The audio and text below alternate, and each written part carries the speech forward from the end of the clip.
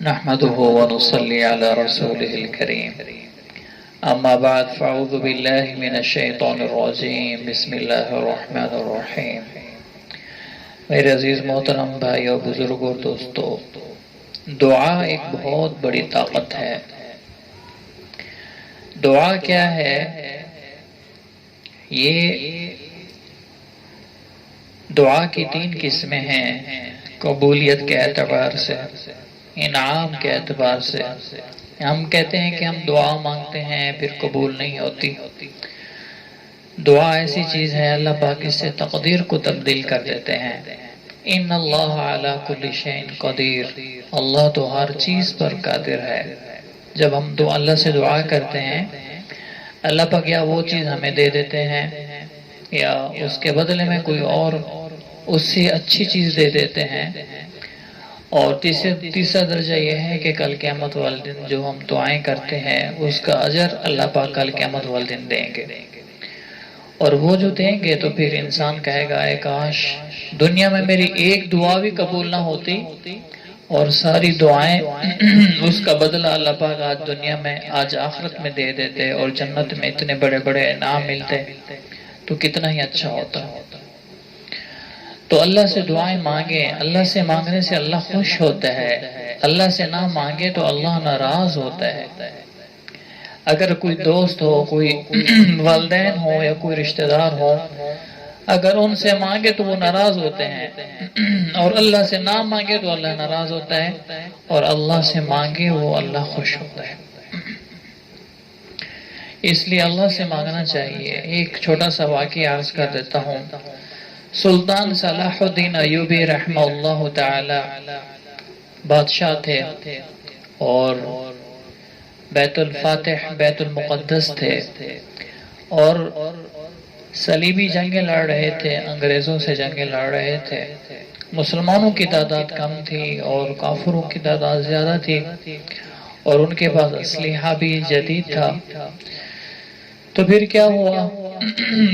جنگ لڑتے لڑتے پھر ایک اعلان آ کے پہنچا، خبر پہنچی کہ ایک دشمنوں کا ایک جنگی جہاز، جنگی بیڑا ایک آ رہا ہے، اس میں کافی ساری تعداد بھی ہے اور ان کے پاس نیا جدید قسم کا اسلحہ بھی ہے۔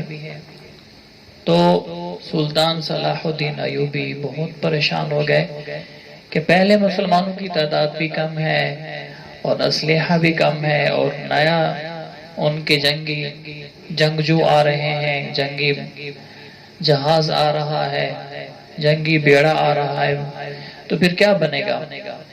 تو انہوں نے جا کے بیت المقدس میں گئے رات کو، اور اللہ کے سامنے نفلیں پڑھنا، دعائیں مانگنا، رونا شروع کر دیا۔ یہ تہجد کا ٹائم ایسا ٹائم ہے، اس میں اللہ پہلے آسمان پر آتا ہے اور اعلان فرماتا ہے کوئی مجھ سے مانگنے والا جس کو میں عطا کروں، ہے کوئی مجھ سے مغفرت طلب کرنے والا، ہے کوئی مجھ سے ہدایت طلب کرنے والا، ہے کوئی مجھ سے رزق طلب کرنے والا، ہے کوئی یہ مسئلہ وہ مسئلہ۔ تو اللہ پاک پہلے آسمان پر اعلان فرماتے ہیں۔ بعض اوقات قبولیت کے وقت ہوتے ہیں، جیسے فرض نماز کے بعد دعا مانگو تو قبول ہوتی ہے، اسی طرح تہجد کے ٹائم بھی قبول ہوتی ہے، اذان کے بعد بھی قبول ہوتی ہے، سفر میں بھی قبول ہوتی ہے، اور جب کوئی غم، تکلیف، پریشانی ہے اس وقت بھی دعا قبول ہوتی ہے۔ تو وہ تہجد کے ٹائم روتے رہے، اللہ سے مانگتے رہے۔ صبح کی نماز کے بعد جب مسجد سے باہر آئے تو ایک اللہ والے کو دیکھا، اور یہ بھی اللہ والے تھے۔ ان کو دیکھ کر عرض کی، حضرت جی آپ دعا فرمائیں کہ اللہ پاک مجھے فتح عطا فرمائے۔ تو انہوں نے کہا کہ اللہ پاک آپ کو ضرور فتح عطا فرمائے گا۔ یہ جو رات کا آپ کا رونا تھا، جو رات کو آپ روئے ہیں اللہ کے سامنے، یہ اللہ کو بہت پسند آ گیا ہے، آپ فکر نہ کریں۔ اللہ نے اس جنگی بحری بیڑے کو اللہ نے برباد کر دیا، سمندر کے اندر غرق کر دیا۔ تو وہ سلطان صلاح الدین ایوبی چلے گئے۔ 3 دن کے بعد واقعی پتا چلا کہ وہ بحری بیڑا جو آ رہا تھا سمندر کے اندر غرق ہو گیا۔ سبحان اللہ، یہ دعا تھی، یہ دعا کی طاقت تھی۔ دعا ایسی طاقت ہے کہ اللہ پاک نقش تبدیل کر دیتا ہے۔ اللہ پاک ہر چیز کا خالق ہے، مالک ہے، رازق ہے، قادر ہے۔ وہ ایسا بادشاہ ہے کہ اس سے کوئی پوچھنے والا ہی نہیں ہے، وہ جس طرح چاہے وہ کر سکتا ہے، کوئی اس سے پوچھ ہی نہیں سکتا۔ اللہ سے کون پوچھ سکتا ہے؟ اللہ پاک تو ہر چیز کا خالق ہے، مالک ہے، اور اللہ قدیر ہے، قادر ذات ہے۔ ان اللہ علی کل شیء قدیر، وہ ہر چیز پر قادر ہے۔ وہ چاہے انسان کو گمراہی سے ہدایت میں تبدیل کر دے اور ہدایت سے گمراہی میں تبدیل کر دے، اس کی مرضی دن میں رات کو لے آئے اور رات میں دن کو لے آئے، اس سے کون پوچھ سکتا ہے؟ تو میرے عزیزو، اللہ سے مانگو، اللہ سے مانگو، اللہ سے مانگو، کبھی محروم نہیں ہوں گے۔